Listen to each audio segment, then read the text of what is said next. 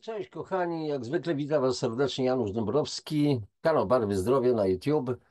Mm, Dzisiaj temat, no widzicie, zakwaszenie i rak, ale z takim dopiskiem, że tak powiem, co robi zakwaszenie, jak wpływa na geny, na przerzuty i tak dalej. Oprzemy się oczywiście o prace naukowe. Tych prac jest coraz więcej, które opisują związki między zakwaszeniem a nowotworami. Myślę, że niedługo zajmiemy się też innymi chorobami, na przykład wpływem zakwaszenia na cukrzycę typu 2, typu 1. Zobaczymy, co z tym fantem się da zrobić. Zobaczycie, jak działają tak zwane wodorowęglany, czyli inaczej kwaśne węglany i cytryniany na ustrój nasz ludzki, jak świetnie odkwaszają i jak w ten sposób możemy spowodować koniec choroby nowotworowej. Oczywiście, jak zwykle w Polsce, pojęcie zakwaszenia jest traktowane jako diabeł, że tak powiem, coś, co kompletnie nie istnieje, nie ma takiej choroby i tak dalej. Oczywiście zakwaszenie nie funkcjonuje w ICD-11, czyli w Międzynarodowej Klasyfikacji Chorób, e, jako choroba, jeszcze raz powtarzam. Natomiast kto mówi o jakiejś chorobie? To nie jest choroba, tylko pewien stan organizmu. I jest masa nieporozumień. Ostatnio w ogóle opublikowałem audycję Zakwaszenie, czy to mit, czy coś w tym rodzaju, w tej chwili nie pamiętam tej audycji, ale audycję macie zarówno w playliście Odkwaszanie, jak i Nowotwory. I zawsze na końcu audycji jeszcze podaję ewentualnie jedną, dwie playlisty, gdzie można zajrzeć i znaleźć odpowiedni materiał. E, Coraz więcej, mówię, publikuję tych moich audycji na bazie bardzo konkretnych prac naukowych, a oprócz tego ta cała wiedza, którą posiadam, to też nie jest wzięta przy sufitu, to doskonale wiecie, tylko na bazie różnego rodzaju prac naukowych, medycznych i tak dalej. Nauczyłem się od wielu lekarzy, przeczytałem masę artykułów, przeczytałem masę książek przez wiele, wiele lat. Od, od lat 90. XX wieku, czyli ubiegłego stulecia, tą tematykę studiuję. Też trzeba było sobie poprzestawiać pewne rzeczy w głowie. I teraz słuchajcie, ten temat zakwaszenia ciągle jest, mówię, nieznany, niepopularny, traktowany jako coś, jakieś idiotyzmy, bzdury i tak dalej.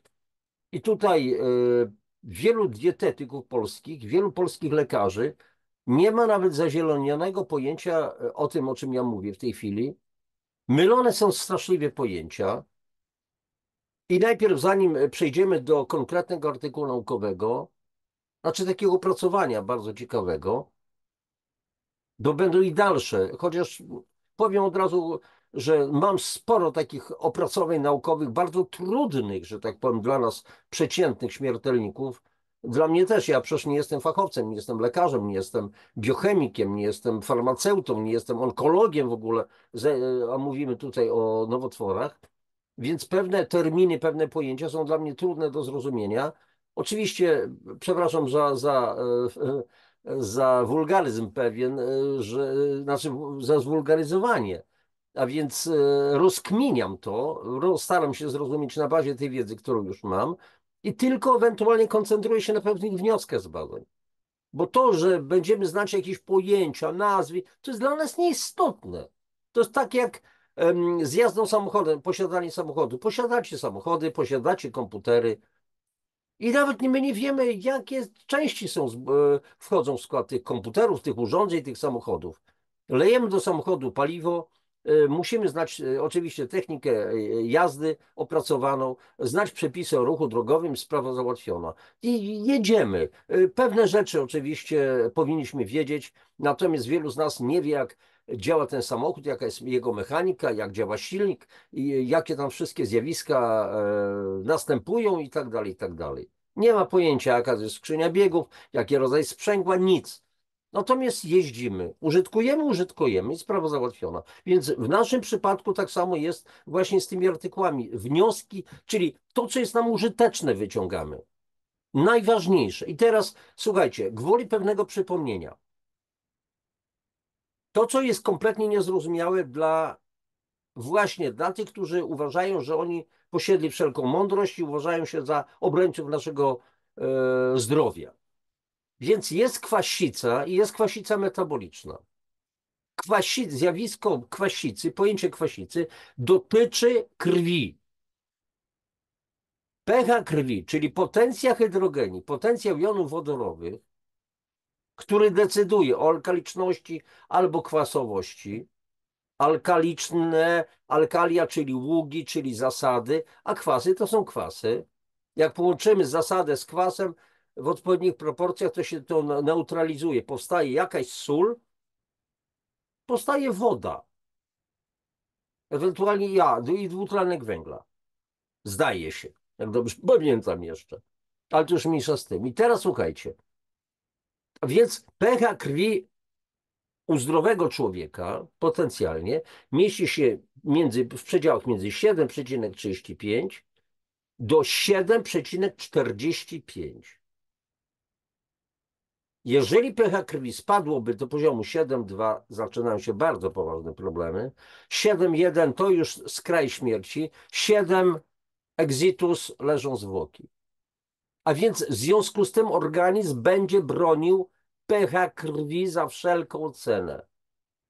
Nawet jeżeli nie będziemy mieli zapasów dostarczanych z zewnątrz, minerałów, bo to minerały decydują o tym stopniu zakwaszenia lub alkaliczności organizmu, to organizm zacznie sam siebie zużywać. Będzie ściągał te minerały z włosów, z zębów, z kości, z paznokci, z mazi stawowej, z chrząstki. Wszystko. Powiedziałam kości, powiedziałam, czyli ze szkieletu. Chociaż kiedyś polski bardzo znany nefrolog powiedział, że szkielet jest zbyt cenny dla organizmu, żeby go dewastować. Jak nie ma, jak nie ma co do gara włożyć, to albo nie mogę na czym zupy ugotować, bo nie wiem, nie mam węgla, nie mam drewna, a jest, nie wiem, wojna i tak dalej, to spalę najcenniejsze moje meble, żeby tylko wyżywić ludzi, wyżywić moją rodzinę i tak dalej. Więc o czym tu mowa? Organizm się będzie zastanawiał, że szkielet jest zbyt cenny. No bzdura na kółkach. I tyle.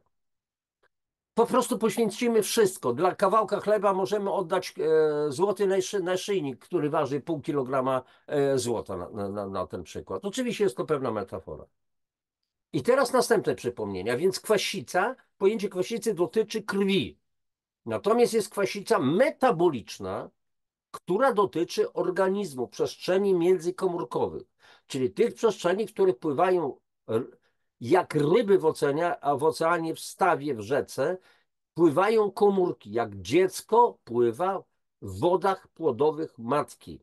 I te wody płodowe matki, jakie powinny mieć pH? Nieraz o tym mówiłem. pH równe krystalicznym wodom oceanu na poziomie 8,4-8,5. Tymczasem dzisiaj często te wody mają znacznie niższy poziom. Są ciągle alkaliczne, ale mają 7,8, 7,9. Są po prostu brudne. Nie są takie jakby perłowe o neutralnej jakiejś woni. Są często cuchnące, brudne, zielonkawe, czy jakieś tam inne. No, może mnie ktoś, znawcy mogą poprawić, ale znam to, po prostu sam nie widziałem z opowieści lekarzy. I teraz chodzi o to, żeby to pH tych wód płodowych było jak najwyższe w sensie czystości, czyli te 8,4, 8,5. Tam rybki będą pływały. Natomiast jeżeli to pH spada, ciągle jest alkaliczne, to już się pogarszają warunki bytowania. W przypadku przestrzeni międzykomórkowych, z mojej praktyki, przecież od 2013 roku praktycznie przeszło przez moje, że tak powiem, ręce, badałem pH porannego moczu, pH wielu ludzi. I ci ludzie mają to pH porannego moczu na poziomie 5, 5,2, 5,4, 5,5. Rzadko się zdarza powyżej 6. A tymczasem pH porannego moczu u zdrowego człowieka powinno wynosić między 7 a 7,4. W ten sposób jesteśmy też zabezpieczeni przed wszelkimi infekcjami wirusowymi, również przed wirusami typu SARS, czyli oddechowymi, czyli to też mówimy o tym tak zwanym celebrycie i następnych celebrytach, które gdzieś tam już się mają pojawiać. Będziemy jeszcze też pewnie o tym mówić w jakiejś audycji, bo już są odgłosy, już coś się zbliża. Bo w warunkach wysokiej zasadowości nie może się te czynniki powielać, replikować się kompletnie, ale to już jest inny temat. A więc powinniśmy dbać o odkwaszenie organizmu.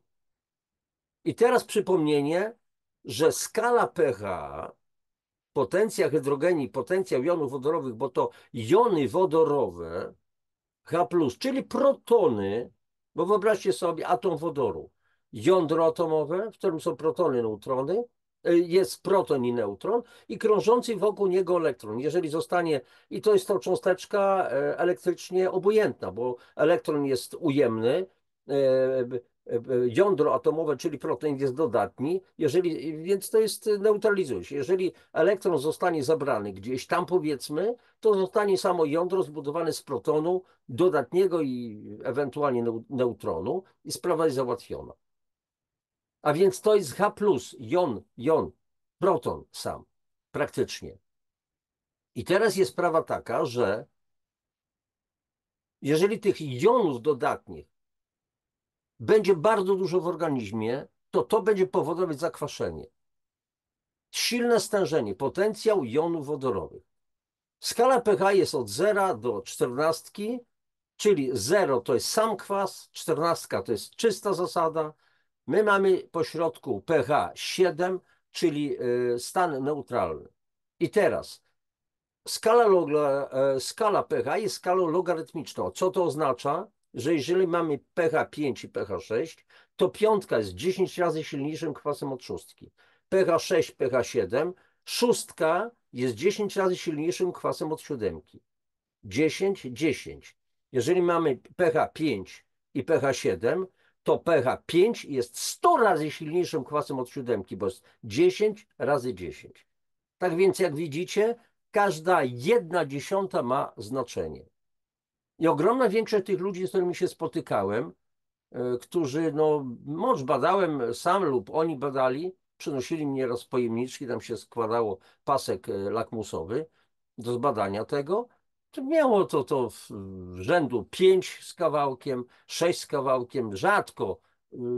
To jest raz tylko miałem taki przypadek, że zbadałem człowieka, sportowiec, mówiłem w jednej z audycji, Jacek Jasion, mistrz Europy w kickboxingu, wegetarianin, świetnie się odżywiający, znający swój organizm i tak dalej. On miał pH 7,4 grantowy od razu pasek, był zdrowiusieńki.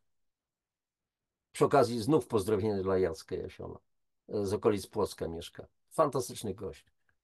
Mniejsza z tym. I teraz w związku z tym, jeżeli cały czas jest stan permanentnego zakwaszenia, czyli mamy do czynienia z pojęciem kwasicy metabolicznej niskiego stopnia, czyli łagodnej, niech was ta nazwa nie zmyli, ten niski stopień i ta łagodność, bo to jest bardzo groźne. To jest tylko niski stopień tego całego pH jakby. 6,5, 6,4, niewiele.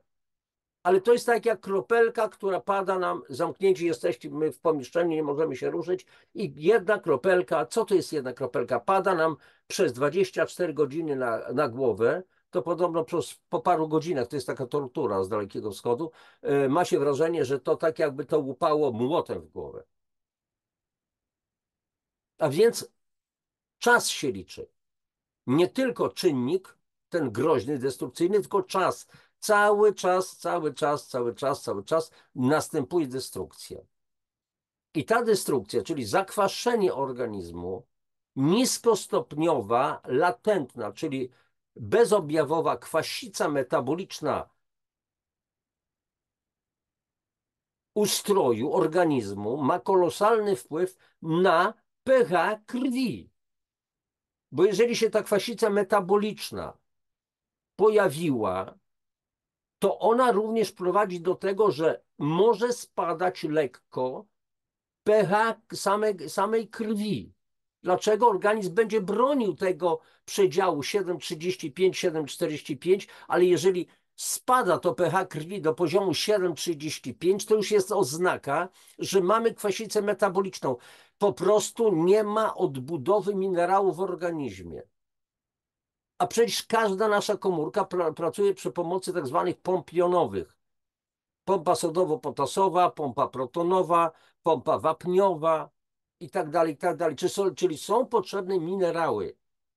Jeżeli w naszym jedzeniu, w produktach do jedzenia, których nie nazywajmy pokarmem, żywnością, te produkty są silnie kwasotwórcze, dostarczają na przykład związków siarki, na przykład to jest metionina, cysteina i tak dalej, będziemy o tym mówić, w mięsie, w nabiale zwierzęcym i tak dalej, to wytwarza się masa jonów wodorowych. Organizm jest zakwaszany. Natomiast nie ma składników w postaci wodorowęglanów, czyli inaczej kwaśnych węglanów, na przykład NaHCO3. NaHCO3, kwaśny węglan sodu, czyli inaczej wodorowęglan sodu, zwykła soda. Nie ma cytrynianów. Oczywiście nie ma innych wodorowęglanów, nie tylko sodu, ale innych pierwiastków.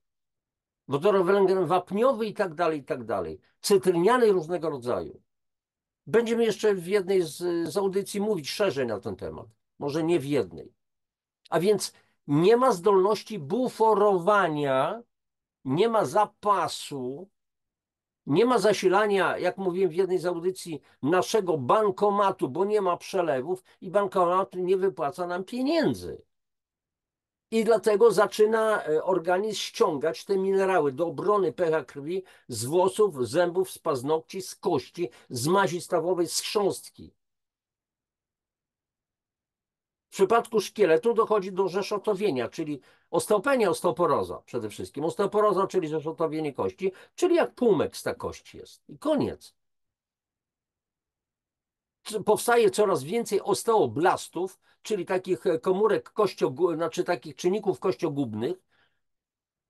Coraz mniej jest osteoklastów, czyli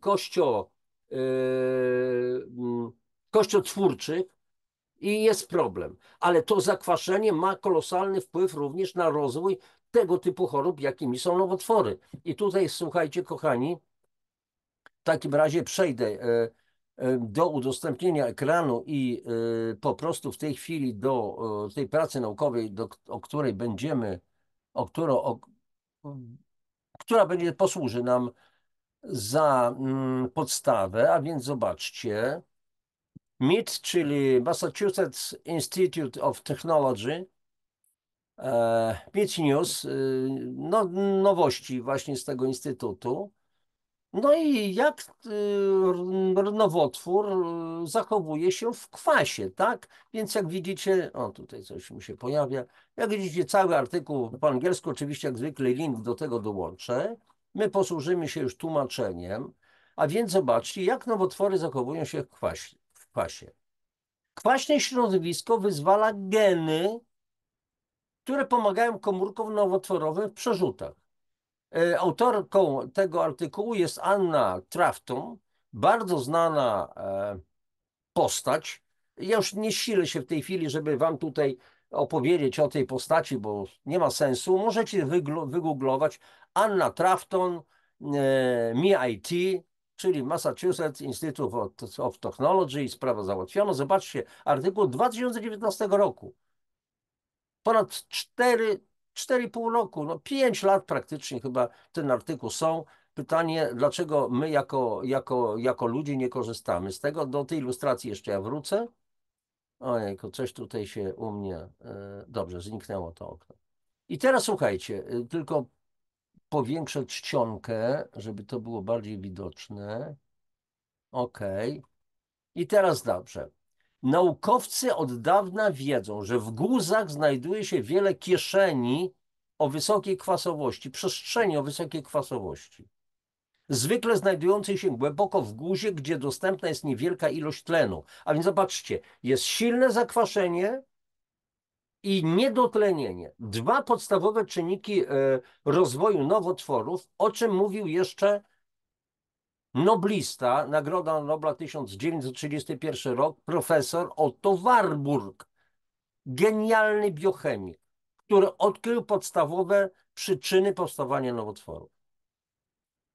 I teraz, jednak nowe badanie przeprowadzone przez naukowców z MIT, czyli Massachusetts Institute of Technology, wykazało, że powierzchnie guzów są równie silnie kwaśne, a ta kwasowość pomaga nowotworom stać się bardziej inwazyjnymi i przerzutowymi.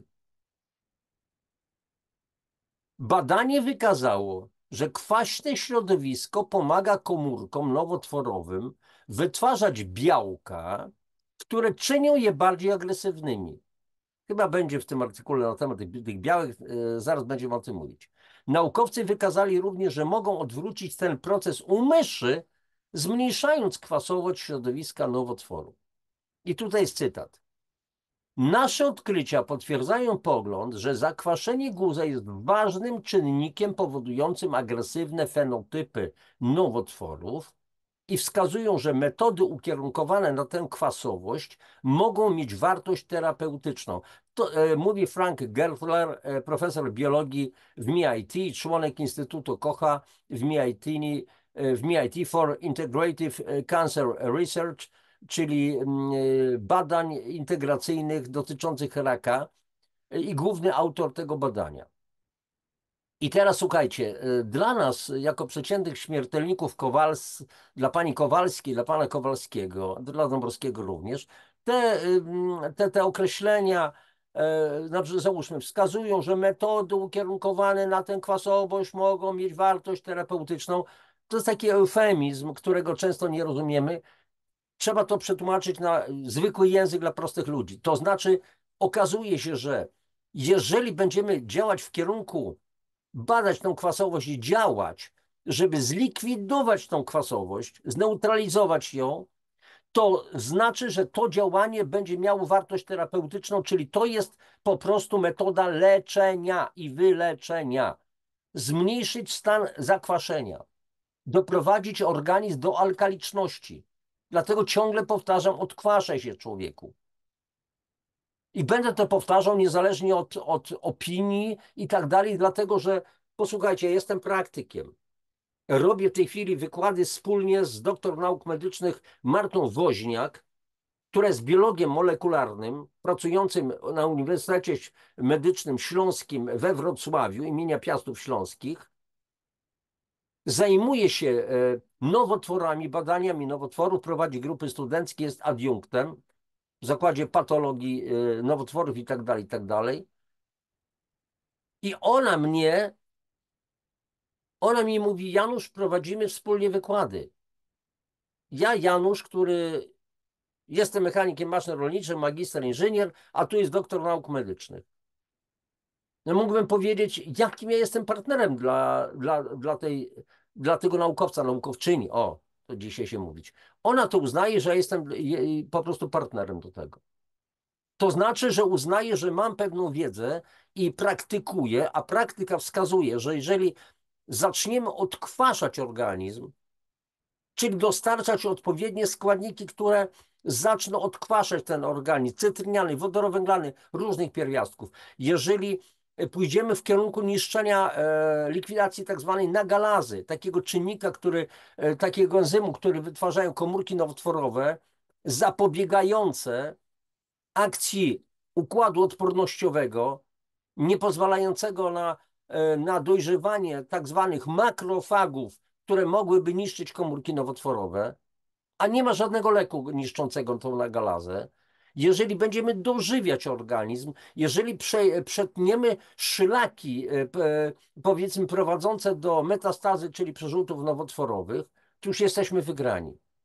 A więc jest cała kuracja wspomagająca organizm w tej właśnie mierze. Nie mogę tego nazwać leczeniem, bo nie jestem lekarzem, nie jestem medykiem. Nikt tego nie zbadał i nie zbada, bo kto będzie zainteresowany badaniem wpływu jakiejś tam kuracji wspomagającej organizm, stosowanie odpowiednich suplementów, naturalnych rzecz jasna, wieloskładnikowych i tak dalej. I teraz dalej. Była postać, Jest tutaj jeszcze mowa o takiej postaci z MIT, Nazanin Rohani. Jest głównym autorem badania, które ukazuje się w czasopiśmie Cancer Research. I teraz słuchajcie, mapa kwasowości. Naukowcy zwykle przypisują wysoką kwasowość guza brakowi tlenu, czyli hipoksji. Hipoksja, czyli braku tlenu w tkankach. Ale te braki tlenu w tkankach biorą się z hipoksemii. Najpierw pojawia się hipoksemia, to znaczy spadek zawartości tlenu we krwi tętniczej, hipoksemia, a później pojawia się hipoksja, czyli braki tlenu w tkankach. I o tym mówił właśnie profesor Warburg. Dwa podstawowe czynniki rozwoju nowotworu to jest hipoksja i zakwaszenie. Braki tlenu, niski stopień utlenowania krwi i zakwaszenie. A więc naukowcy zwykle przypisują wysoką kwasowość guza brakowi tlenu, czyli niedotlenieniu, które często występuje w nowotworach, ponieważ nie mają one odpowiedniego dopływu krwi. Pamiętajmy, że guz powoduje tak zwaną angiogenezę, czyli wytwarza własne naczynia krwionośne. Tak jak widzieliście na tym obrazku, tutaj też na tej miniaturce też, tam powiedzmy jest guz i takie odnogi jak ośmiornica, to są jego naczynia krwionośne. Jednak do tej pory trudno było precyzyjnie zmapować kwasowość guza i określić, czy pokrywa się ona z obszarami niedotlenionymi.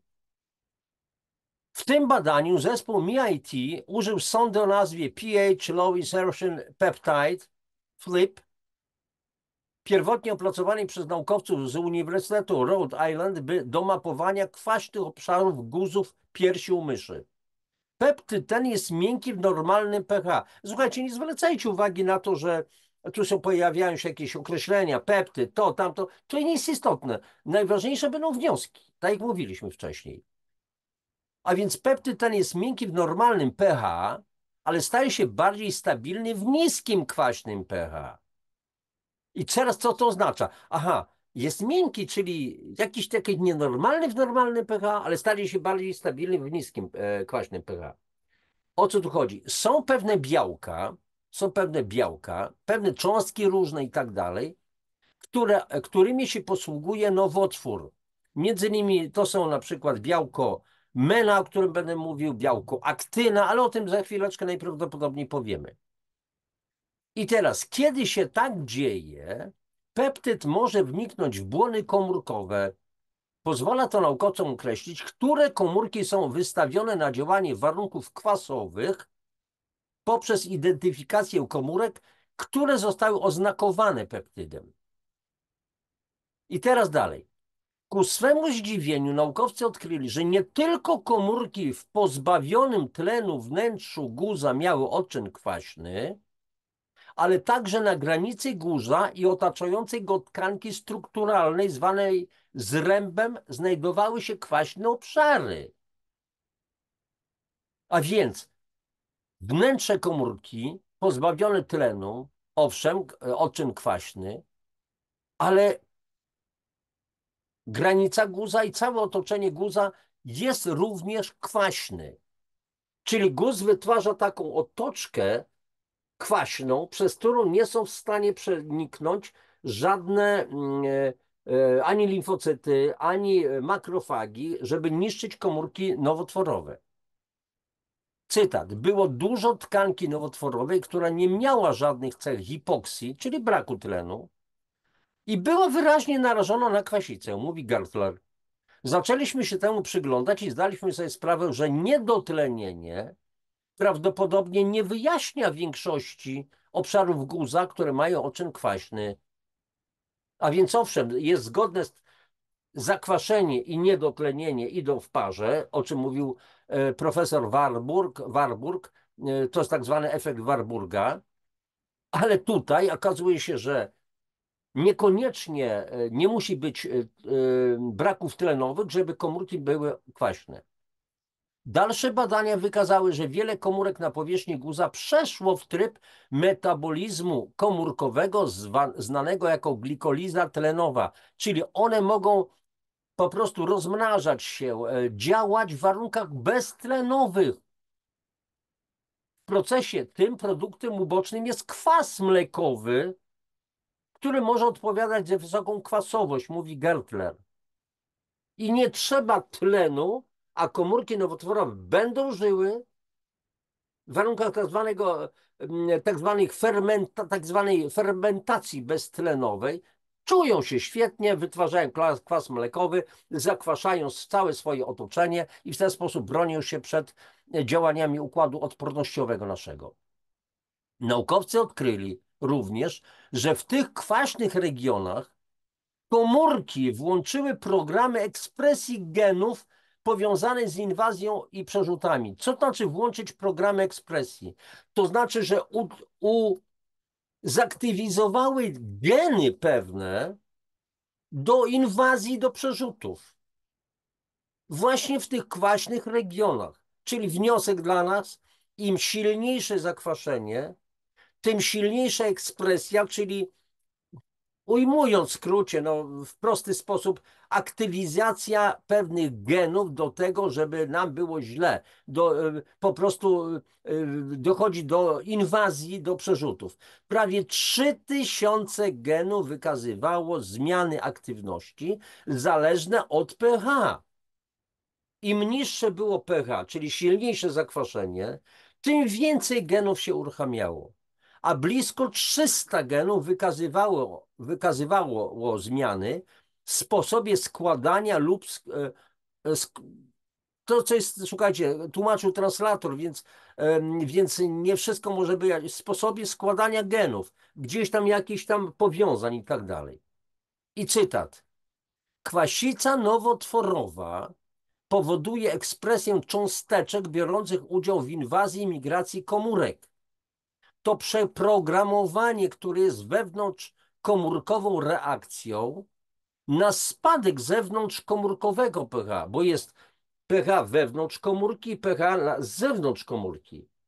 I to daje komórkom nowotworowym zdolność do przetrwania w warunkach niskiego pH i proliferacji, czyli rozprzestrzeniania się. Mówi Rohani, czyli naukowiec, który pracował przy tym programie.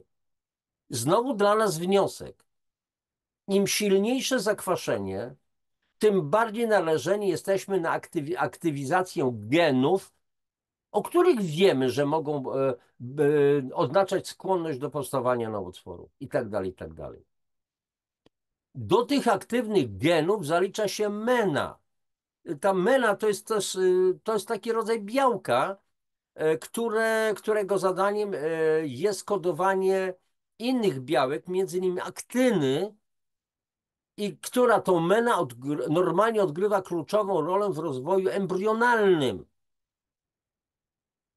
Natomiast tutaj pod wpływem kwasów to białko aktywizuje się i dalej prowadzi do czegoś. Zaraz będziemy o tym mówić.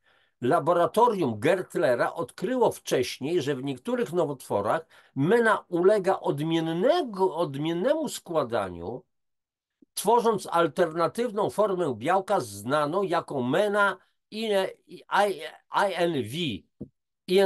inwazyjną. Białko to pomaga komórkom migrować do naczyń krwionośnych i rozprzestrzeniać się po organizmie. Znowu krótka przerwa.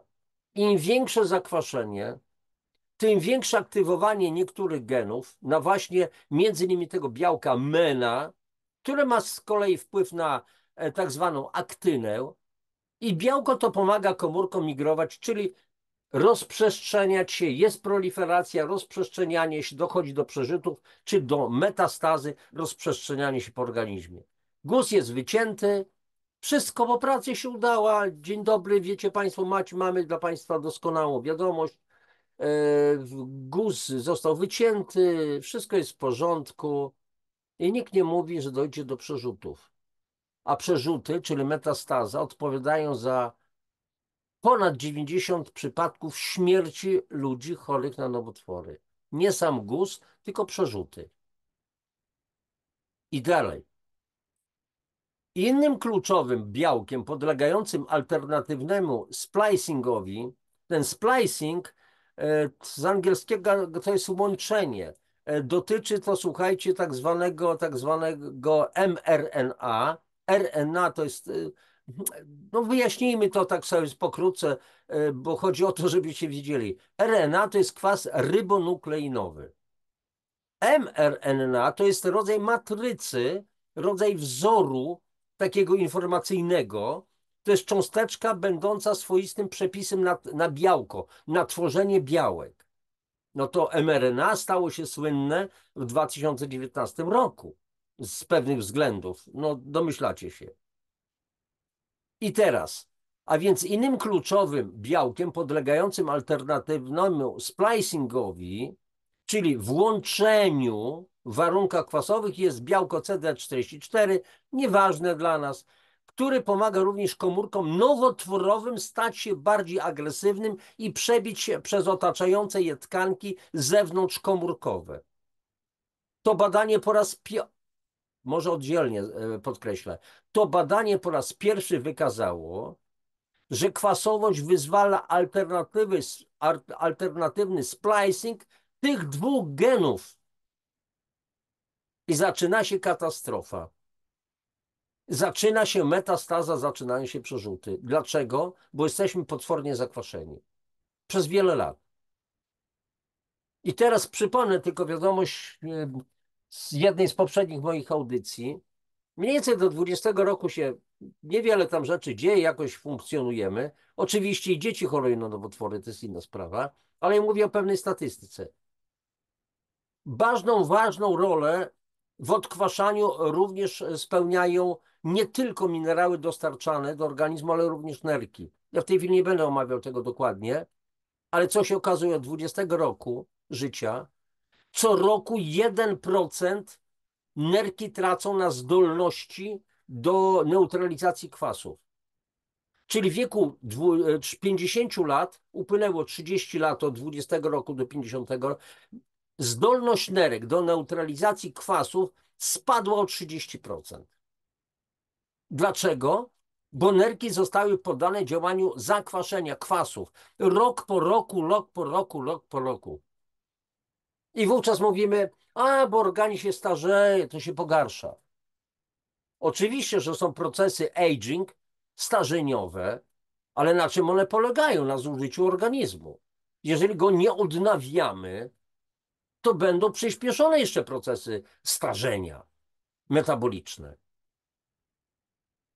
I słuchajcie, to badanie, jeszcze raz powtórzmy, po raz pierwszy wykazało, że kwasowość, wysoki stan zakwaszenia wyzwala alternatywny splicing tych dwóch genów, które powodują po prostu metastazę. I teraz następna sprawa, zmniejszenie kwasowości. Następnie badacze postanowili zbadać, jak geny te zareagują na zmniejszenie zakwaszenia, zmniejszenie kwasowości mikrośrodowiska guza. Mikrośrodowisko guza to jest tak zwane TME. Też będziemy, nie wiem czy tutaj w tej audycji, czy później TME, czyli mikrośrodowisko nowotworu. Aby to zrobić, do wody pitnej myszy dodali wodorowęglan sodu. Wodorowęglan, czyli kwaśny węglan sodu, czyli zwykłą sodę kuchenną. To leczenie zmniejszyło kwasowość guza i przesunęło ekspresję genów bliżej normalnego stanu. Czyli inaczej, czytając ludzkim językiem, czyli zmniejszyła się ta ekspresja, zmniejszyło się działanie tych genów. Nie, one już nie były takie aktywne, żeby po prostu przyspieszać proliferację, czyli rozprzestrzenianie się przerzuty. W innych badaniach wykazano również, że wodorowęglan sodu zmniejsza przerzuty w modelach mysi. Wodorowęglan sodu nie byłby skutecznym lekiem na raka, znaczy nie jest skutecznym lekiem na raka, tak uważają, ponieważ nie jest dobrze tolerowany przez ludzi. Ale warto zbadać inne metody leczenia zmniejszające kwasowość, mówi Gertler. Ekspresja nowych genów alternatywnego splicingu w odpowiedzi na kwaśne mikrośrodowisko guza pomaga komórkom przetrwać. Zatem zjawisko to można wykorzystać do odwrócenia tych programów i zakłócenia wzrostu guza i potencjalnych przerzutów.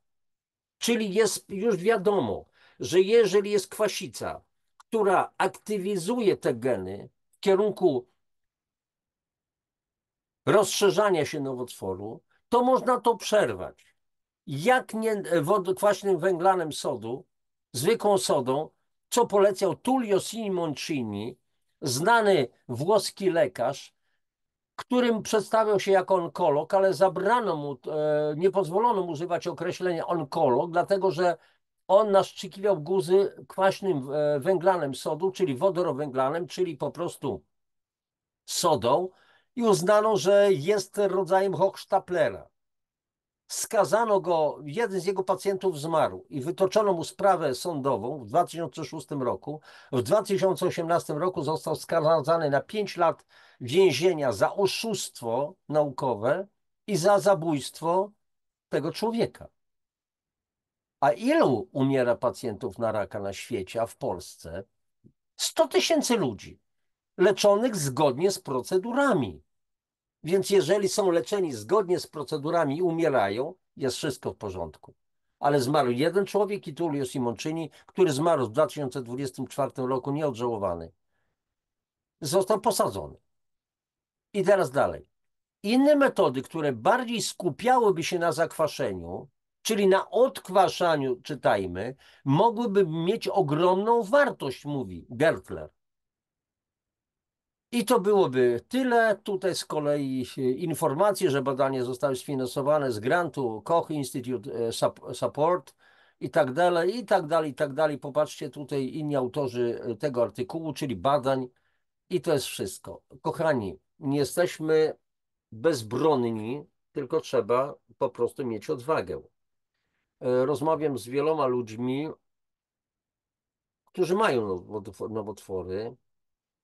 Jedni kurczowo trzymają się medycyny akademickiej, rozkminiają taki lek, taki lek, taki lek, badanie takie, siakie, owakie. To jest ich ścieżka, nie ma sprawy. Drudzy próbują i chemioterapii, i radioterapii, czyli metod medycyny akademickiej. Jednocześnie biorą jakieś sprawy medycyny alternatywnej, czy jakieś suplementacje. Jedni to robią bardziej mądrze i mniej, znaczy mądrzej, może niewłaściwe określenie, przepraszam, tych wszystkich ludzi za to może określenie, czyli po prostu no nie mają wiedzy do końca, więc chwytają się może to, może to, może tamto. Jest mała grupa ludzi, którzy mówią, idą zaparte, mówią żadnej chemii, żadnych radioterapii, stawiam akurat na przykład na kurację, którą ja akurat prowadzę i nie tylko ja. No, przykładem wyjścia z nowotworu piersi jest Justyna Dąbrowska. Jest wywiad z nią. Jak kliknięcie na playlistę wywiady, znajdziecie Justynę Dąbrowską, jak ona wyszła z nowotworu piersi, a była w tragicznej sytuacji. Wyszła. Dzięki tej kuracji można? Można. Zresztą ja mam na playliście nowotwory taką audycję Nowotwory możemy dać radę. I tam dokładnie przedstawiam, jakie są mechanizmy nowotworów, co możemy zrobić. Natomiast nie mówię oczywiście czym, bo to jest cała wiedza, trzeba umieć to zastosować. Po prostu taką po prostu kurację, czyli rozmawiać z człowiekiem, który jest doświadczony, który po prostu, z którym będziecie cały czas, że tak powiem, w łączności, żeby wyjaśnić pewne sprawy. Na początku może się pogorszyć stan zdrowia na zasadzie, bo jest tak zwany kryzys ozdrowieńczy. Mam panią, która wyszła z białaczki na przykład. Mam wielu innych ludzi, którzy wychodzili. Nie wszyscy, nie wszyscy.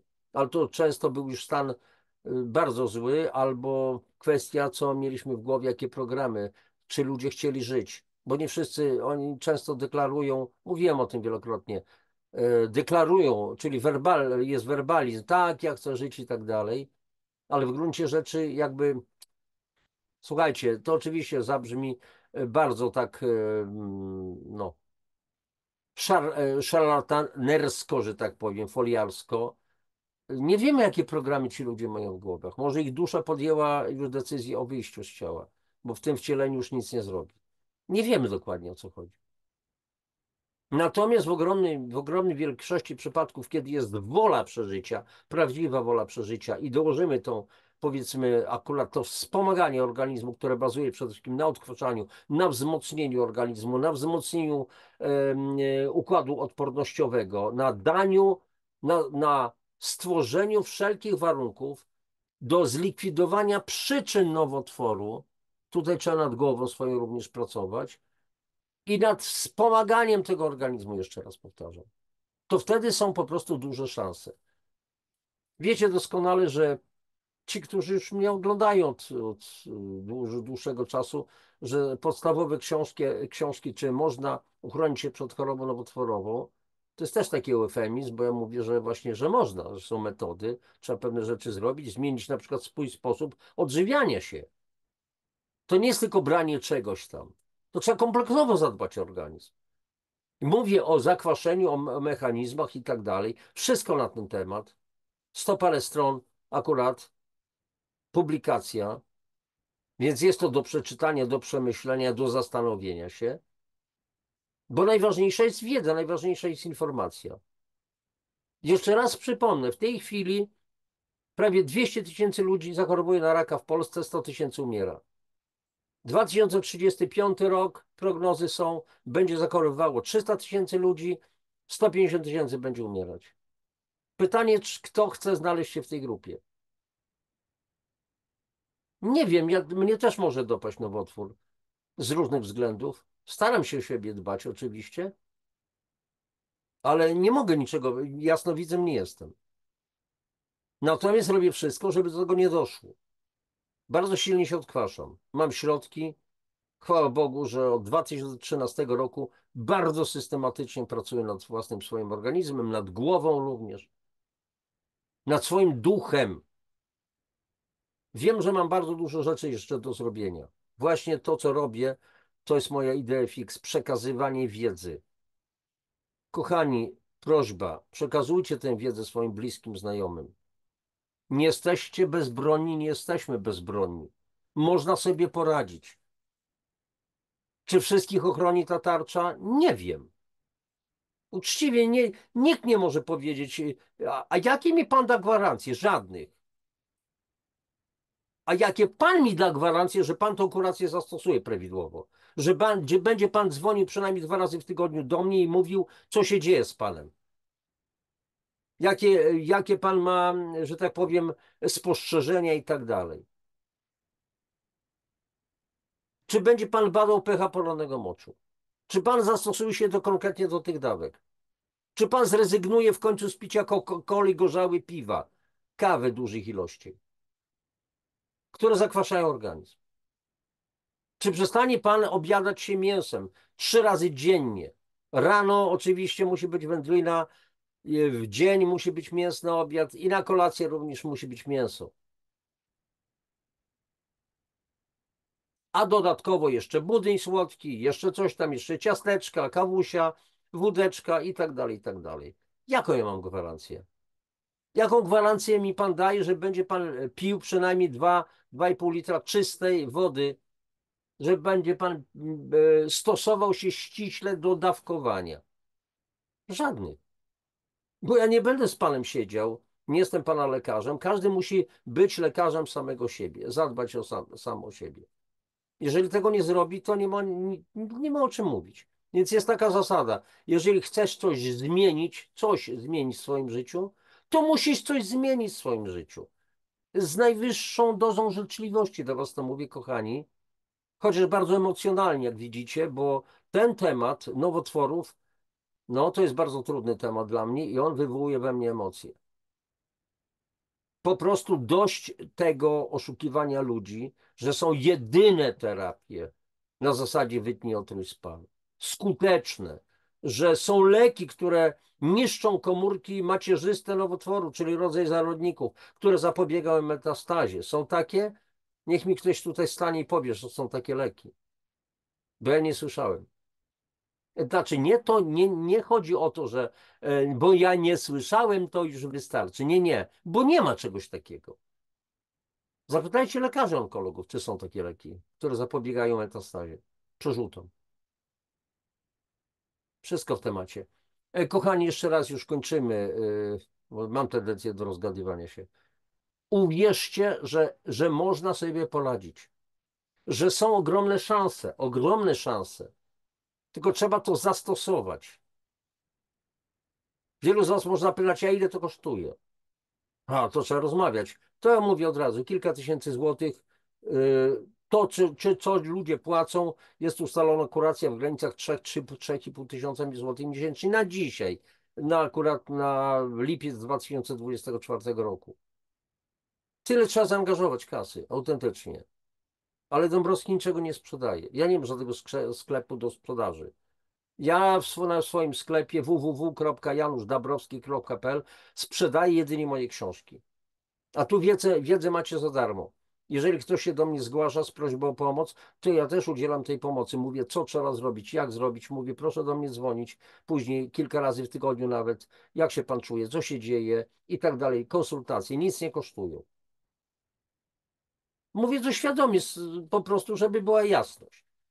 Tu chodzi o pomoc i dlatego udzielajcie tych informacji, dzielcie się proszę linkami. Piszcie jakieś komenty, niech to po prostu dajcie lajki, suby i tak dalej, żeby ta wiedza po prostu była promowana, żeby to się rozszerzał ten kanał. Bardzo mi na tym zależy, nie ukrywam, ale to już będzie zależało też od Was. Pomagajcie innym, bo tylko wzajemna pomoc z ludźmi, dla ludzi i poprzez ludzi. To jest moje hasło, które kiedyś tam wiele lat temu otrzymałem. Z ludźmi, dla ludzi i poprzez ludzi. Jeżeli będziecie chcieli, niech się to stanie również waszym hasłem. Kochani, trzymajcie się najlepszego.